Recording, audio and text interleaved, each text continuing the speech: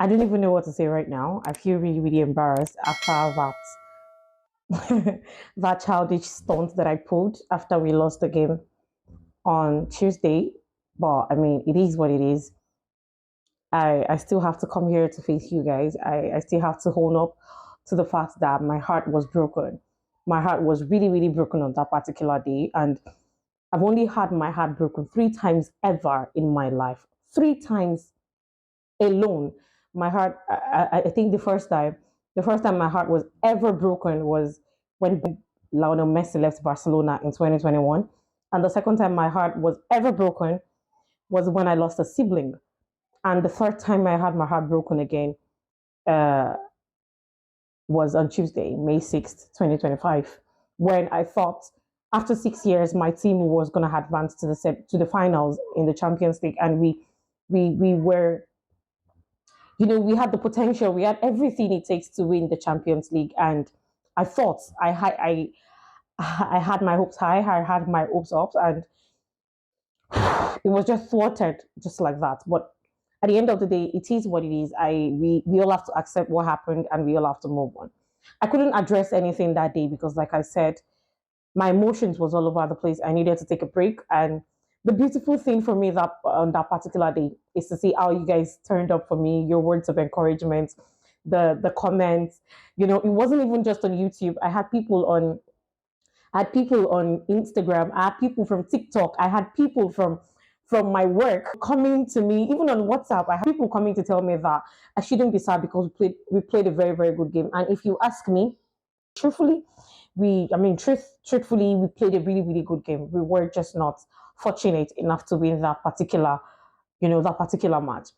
And apart from the fact that we were not fortunate, there were, the referee also made some terrible calls that paints, just gave me a very huge blow to my head.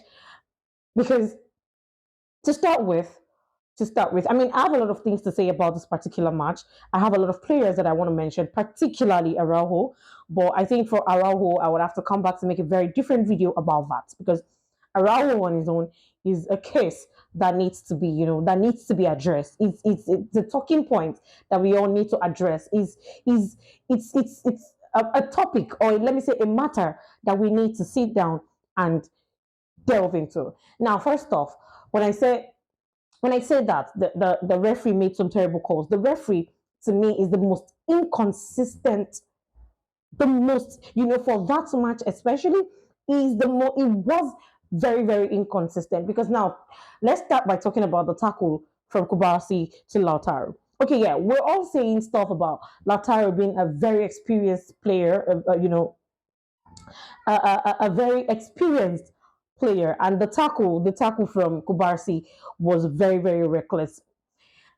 You want to decide if a particular tackle, you want to decide if a particular foul was or is a penalty, and you are going to the VAR to slow down the play. How exactly do you expect not to see what you're looking to find by slowing down the play?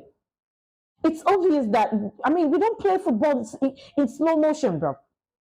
It's obvious that when you slow down the play, that thing where you define, that thing where you think you define, you definitely find it. Now you go to the VAR after having looked at it yourself, and making the right decisions. Even the commentators themselves were saying it, that that foul is not, it was a very, very clean tackle, a very clean tackle. The referee came out to say that half of the call that the referee made went in the favor of Inter Milan. I didn't see him saying something wrong, because it was right. Now you go to the VAR, you replay the video, and you played something like that in slow motion. Of course, you were bound to see what was not there. Okay, fine. Then you give it a penalty. They play the penalty. They score. Okay, fine, fine, cool. Now, if you want to be consistent, if you really, really want to give fair calls, if you want to make fair calls, if you want to be just with your calls, if you want to be just with your decisions, what about the foul on Lamine Yamal? You're making a case that he started outside the box. Then what about the one that continued inside the box that we did not get a call for? Now, it's even funny. It's even funny to me, because I always say this: Barcelona, we are that team that We are that team that the world, look, it's so obvious that we cannot be stopped by any team in the world. It is so obvious. After Raphinha scored that goal and he thought he had already given us the winner, only for us to concede. We had just 2 minutes, just 2 freaking minutes to defend. We had 2 minutes to hold on to our game. We had 2 minutes to put our shit together. But then, look, I think I'm gonna have to talk about that too. There are potential signings that I think we need to make this summer. There are potential signings that I think we need to make when the transfer window is open. Now, our defense, I said it in my comment section. I told someone, I said, it is obvious that attack, you can have the best attack. Of course, we have the best attack in the world currently. Now, you can have the best attack in the world. They will win you games. They will win you matches because the best attack win you matches. But the best defense will do nothing but win you trophies. And that is exactly what we suffered in this game. Now, our defense in the last 2, 3, 5 minutes of this game that led to the added time eventually was terrible. And I expected, look, I am not blaming Flick. Flick, I respect Flick so much. Flick came to my team and he changed everything. He rebuilt the love I have for this team after whatever shot he might have done. He gave me a fresh hope in this team. But then it wouldn't have cost him anything. It wouldn't have cost him anything at all to bend his rules. It wouldn't have cost him anything at all to defend. Same thing happened with Atletico Madrid the first leg. Now, you've made the mistake of not starting Raul. Fine, fairs. Then, when you see that we are leading and you see that we are close to going into the finals, you load the team, you load our backline, you load the defense. What exactly was Christensen doing? I said it before that I wanted Araujo and Christensen to start because we needed them. Now, at the final part of this game, if we had Christensen over Araujo at this point, I think Christensen would have been a +1 to us because unlike Araujo, Christensen is a very calm player. He's very, very decisive. He doesn't make reckless decisions like Araujo does. Now, like I said, I want to talk about Araujo so badly. I want to talk about Araujo so badly. Matter of fact, I want to talk about Gerard Martin so badly. But then I think for Gerard Martin, I'm going to be mild. And for Araujo, I'm going to come back definitely to make a video on why Araujo might, at the end of the day, cost us. And what we probably, I mean, by now, I expect us to start hearing stuff about Araujo, maybe leaving or maybe sending him off or doing something. Okay, now I almost forgot that the third goal that Acerbi scored was after a foul on Gerard Martin, and this referee, the inconsistency from him, could not see that. Not to mention the videos that have been making around on social media for the past few hours. Pedri was being pushed. But the referee not seeing that, the VAR was clearly there. The assistant referee was there. The lineman was there, saw all of this, and they did nothing, only for the referee to go. He went bonkers on Pedri, asking him to stand up, not even knowing what happened. And you guys want to come and tell me that look, I'm just really, really sad about this whole thing because we wouldn't be here saying all of this if we had won this game. We wouldn't be here talking about how the referee was bad, how the calls were not in our favor, how the officiating was whack. We wouldn't have been here talking about all of this if we had won this game because bro, we played our heart out. And you could see the players after the whole match, after the game, you saw them crying. You saw the old player tearing up. Bro, I teared up myself. I wasn't on the field, but it was more or less like I was on that field with those guys playing the ball. I felt so bad. I felt so weak. I felt so numb because this guy gave it their all on the pitch. They played their hearts out. Raphinha, Lamine Yamal, I don't want to talk about Lamine Yamal, man. I don't want to talk about Lamine Yamal. Lamine Yamal was good. Good? Lamine Yamal was great, bro. Lamine Yamal was good. Yes, there are players, couple of mistakes. Even Gerard Martin that we all thought was nowhere near the kind of game that Barcelona played, pulled up for us and gave us 2 assists. So yes, they did everything. And the funny thing is, when we started this season, now that is the main reason, or that is one of the things that has helped me to put myself back together in one piece. To think that we started this season And nobody, not even us coolers, thought that we could go this far. Not even us coolers thought Hansi Flick would take these boys, these young lads. We never thought we were going to make it this far, but then here we are. We all know what we've suffered for the past 2, 3 seasons. We all know how we all know how we had to deal with the traumas of going trophyless under Xavi.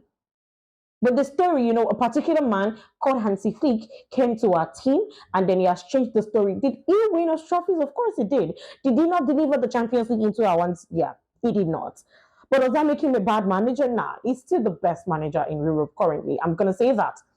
I'm going to say that because I don't think there is any manager out there that can compete with those level of boys. I don't think there is any manager out there now that can play with these young lads, that can instill so much confidence in them, that can put them on the competing stage. So have you seen the players that these guys are competing against? We barely have stars in our squad. Let me put it that way. You can't. I mean, what do you make of it?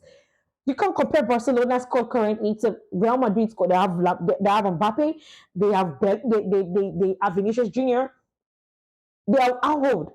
But look at Lamine Yamal. He's barely 18 and he's doing wonders already.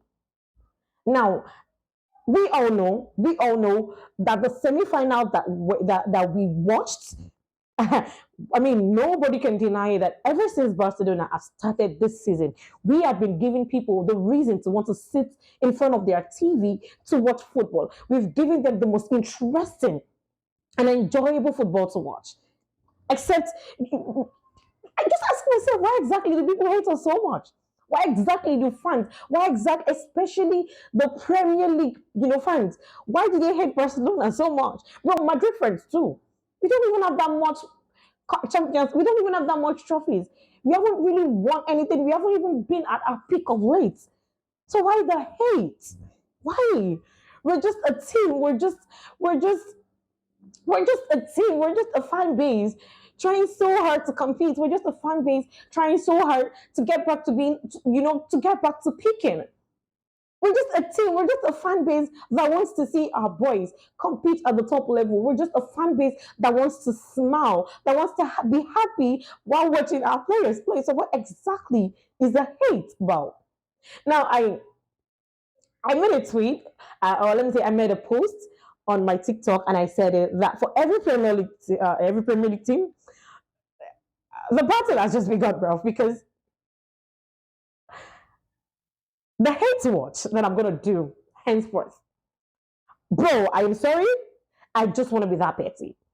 Nah, see, I'm the kind of person I give up on things easily. I walk away from things easily.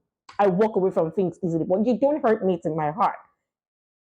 I don't take things to heart, but if you hurt me to my heart, if you hurt me to the point that I say that I want to look back and when you push me to the wall and I can no longer hold it, I am definitely going to react. I keep saying it. I am so soft. I am the softest person you can ever come across. I am one of the softest person you can come across. But then if you hurt me, if you pierce my heart to the point where I cannot deal, I don't have any choice, man. I have to look back at you. I have to face you. So every Premier League fan base out there, we're against Barcelona. Arsenal, to begin with, despite the fact that I supported Arsenal when they went up against Real Madrid, only for them to back. They beat me in the back. Okay. Anyways, let me just say, we should not all be disappointed in the boys. They played really, really well. The referee, you know, there have been rumors on social media about having a rematch, X, Y, and Z. Do we really care about that? No, we do not give to F about that because the game could end in whatever way, in our favor or not in our favor.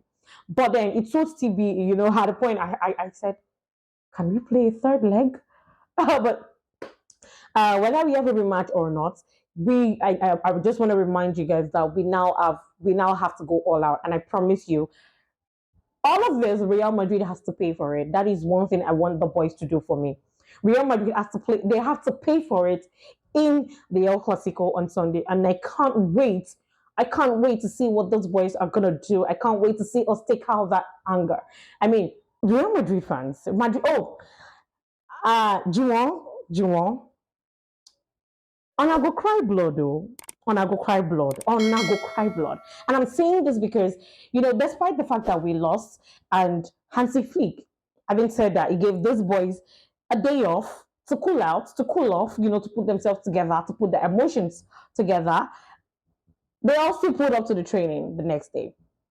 That is to tell you guys that Anago cry fire. Look, my tears, or let me say the tears of Barcelona fans, is not because we lost. Our tears was majorly because we know that these boys played their hearts out. They played. And we also, it was evident. Even everyone saw it. They played. We deserved to win. But a lot of things went wrong. And now I don't want to be a crybaby. We don't want to do. Now, I've been. You know what? Real Madrid, a Clasico. The thing is, at the moment, it's obvious that it's going to be crazy to see after dominating the league, we now bottle the league. So now we are coming back for the league. We are coming back. And El Clasico on Sunday, I just want to put this out there. You saw this here first, that Real Madrid are going to bleed. They are going to bleed through their eyes. I do not care, but I know that we are going to dunk huge goals on their heads, on their asses, and they're going to regret doing whatever thing it is. They are going to regret laughing at us. They are going to regret whatever thing it is that they've done. And that call, the terrible officiating, the terrible calls from that, I don't want to mention names, brother. I don't want to mention names. The terrible officiating from that referee, Real Madrid are gonna suffer it, and I'm just gonna drop it here.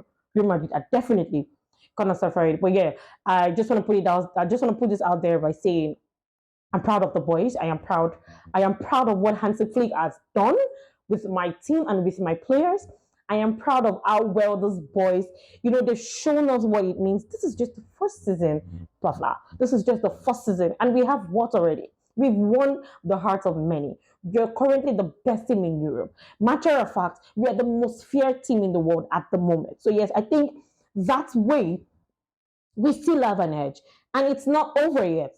They see it as a failure. I mean, to people we fail, but then I tell you guys that next season, I know we're going to get back stronger, and they should be scared of what we're going to do next season. They should really be scared. I mean, next season, we're coming back to that stage, and we're taking everything that we deserve. We're taking everything that belongs to us. All of this, rightfully. So you guys should, Europe should be scared. Europe should really, really be scared. We don't, you know what? Once again, I'm proud of the boys. I'm proud of Hansi Flick.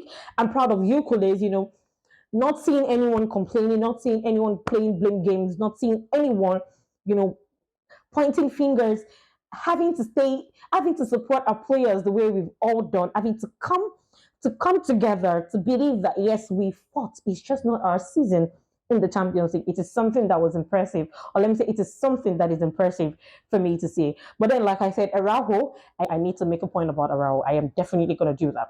So yeah, because if Acerbi, a centre back, 37-year-old centre back, he's not even a centre forward.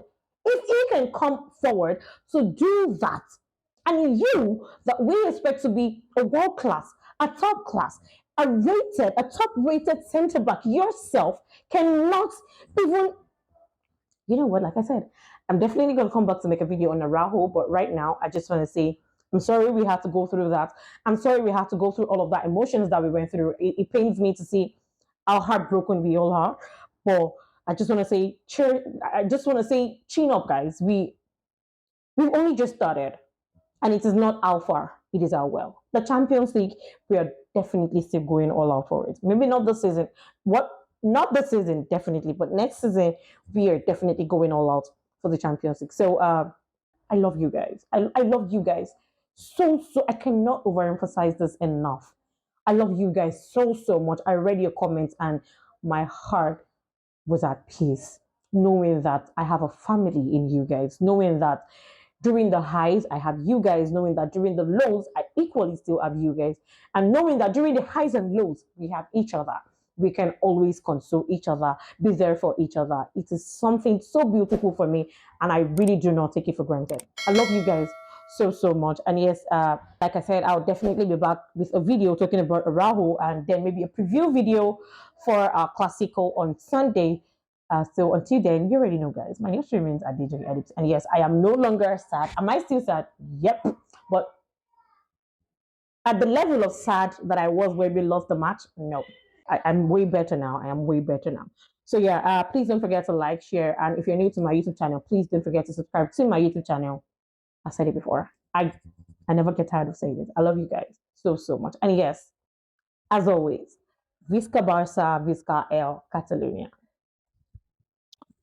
I'll see you guys again very, very soon. Bye.